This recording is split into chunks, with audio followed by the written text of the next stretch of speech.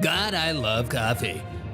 Transgender male, 40 years old, decides to dominate 40-year-old women.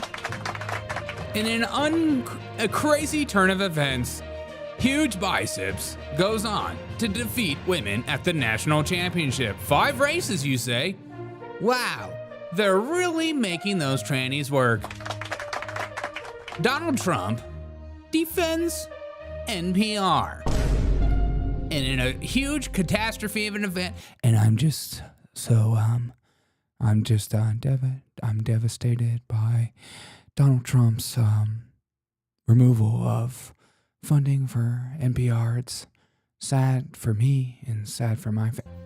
And PBS gets defunded as well. Ilhan Omar tells reporter to f*** off. Wow. I can't believe these Democratic females. They're unhinged. And Jasmine Crockett goes on an absolute insane spree and goes to the news, while Kamala Harris dances and then goes back on the news and says illegals aren't illegal.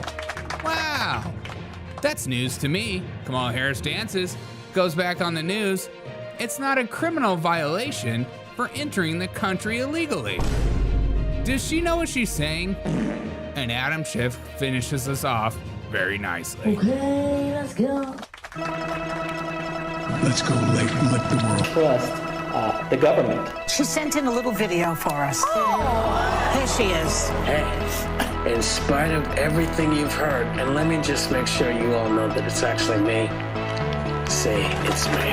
Anti-woke. Anti-woke? Suck on this, Biden. Would we the all of our... Good morning, everybody. Hope you're having a freaking fantastic day. Kristen, I apologize for starting a little later. We have huge news coming out of the news. A transgender swimmer crushes the competition by winning 5 races at the national championship. Finally, a transgender person actually defeats females.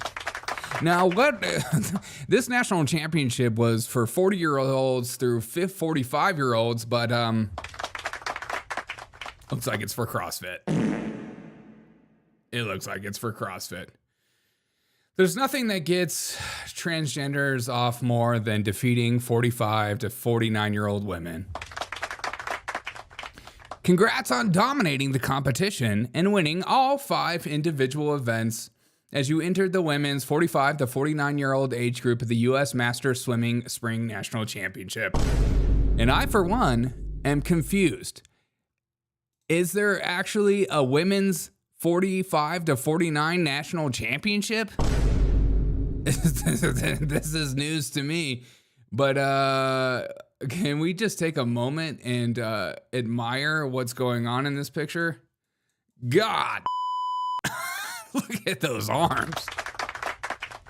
Imagine these arms wrapping you tightly at night, holding you closely and keeping you warm. This is a real woman.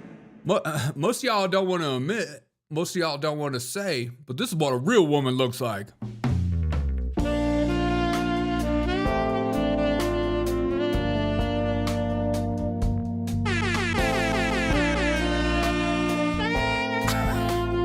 I think she's got bigger shoulders than me. Oh, did you say she? You meant he. Jeez. God. I'm not going to watch you anymore if you don't get their genders right. I think one of my favorite things in the whole world is conservatives act like they don't care about pronouns at all, and they think their pronouns is stupid and all that kind of stuff, which I totally agree. But if you call a transgender woman a woman by accident, who becomes the pronoun police then? Oh, well, it's different. It's different because we're in reality. We're in reality, okay? And because we're in reality, we get to be the police today. Okay, relax, jeez. Oh my God. It's just a slip of the tongue. Sometimes you just be looking and sometimes you be liking. Okay. My poor wife. Derek, I can't believe you said that on national television. Donald Trump decides to sign an executive order defunding PBS and NPR. It's really sad news coming out of the Trump administration today. NPR has been defunded, and we're going to work through this and do our best with what we have today. But we're going to be letting go of people, starting with the DEI program that we've been pushing for years and decided enough's enough. We got to get rid of it. But I was immediately thinking back to this interview of when CBC did an interview, is Bert and Ernie gay? And based on this interview, I'm going to make my decision if we should get rid of Sesame Street. Writer behind the Bert and Ernie characters. Now, his name is Mark Saltzman. Yeah. He gave an interview to an online news site. It's called Queer. Wait, are you gay and you have the same glasses as me? That is so gay. What's up, Disco? Oh, by the way, I'm going live later tonight. Come hang out with me. I'm jacked up and ready to go. We're going to have a great show tonight. It caters to gay, lesbian, LGBT. Where have I been? I've been hanging out with my in-laws. So tonight I'm coming in hot. LGBTQ news out there. And so he gave this interview. He basically said that when he wrote Bert and Ernie, he was basing it on his own real life relationship, as he was in a relationship with a film editor by the name of Arnold Glassman. And so he once again raises this issue that Bert and Ernie were more than just roommates. They were more than just best friends. Actually, there you can see Mark Saltzman with his two characters. They're a couple. They're a couple. They're actually loving couple. Single beds aside, they were. What? Bert and Ernie is gay?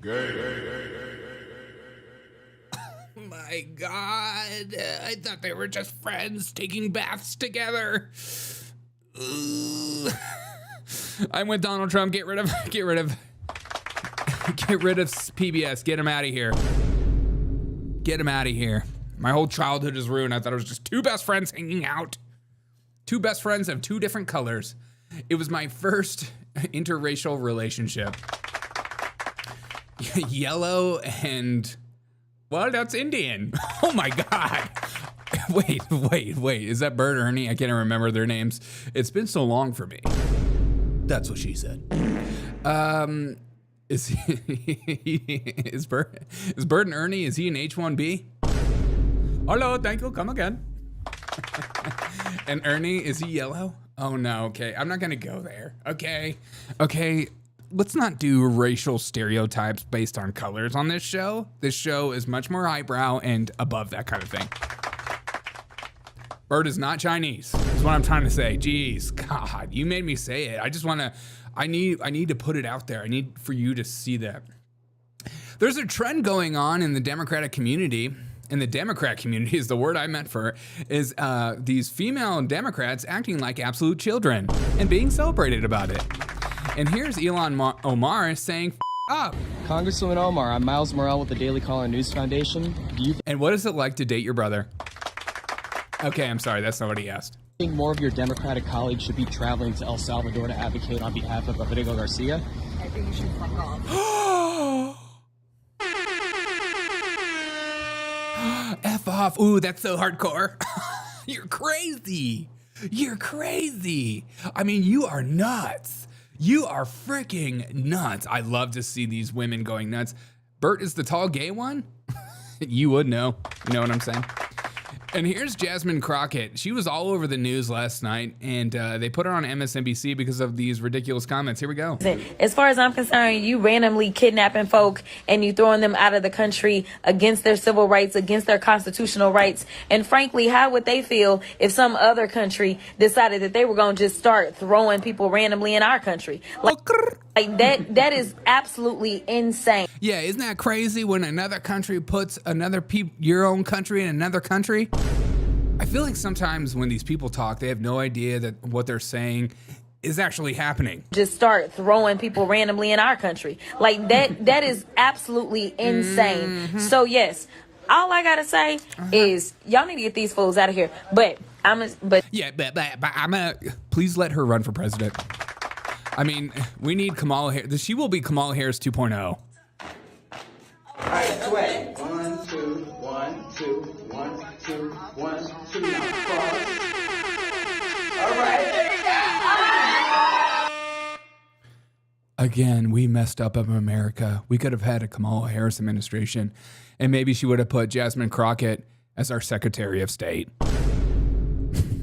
But after that interview of putting it on social media, they threw her on MSNBC, and she immediately starts talking about Biden's mental acuity. Implication being those people think he has made mistakes. listen, I'm going to tell you this.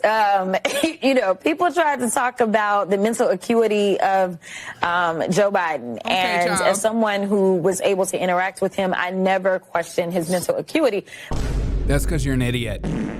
Or you're a psychopath who's totally fine with doubling down and continuing to lie. Let's go back to Kamala Harris. Again, this is the Democrat Party at large. I'm glad that you're here at this gala. Like I was telling them, you can't have a gala without the gay and then the comedy. Exactly. You just can't. Oh my God. So much adulting is happening before our eyes. And again, they threw her on MSNBC. I mean, she was doing the rounds last night, Jasmine Crockett. Here's Jasmine once again saying the most ridiculous thing possible you could think of. It is not a criminal violation to enter the country illegally. I feel like I want to hear that one more time. It is not a criminal violation to enter the country illegally. It's not. I'm doing great. Thanks for asking. It's not a criminal violation to enter the country illegally. And then we have the contrast of Adam Schiff, who's introducing an assault weapons ban. Today I will be introducing the assault weapons ban of 2025, a bill that would ban the sale, manufacture, import, and transfer of military-style assault weapons. Since 2006, there have... Turn it off. Put something better, more exciting back on. Between us, we are the gala. I'm glad that you're here at this gala. Like I was telling them, you can't have a gala without the gay. And then the comedy. Exactly. That's right. Between us, we are the gala. I'm glad that you're here at this gala.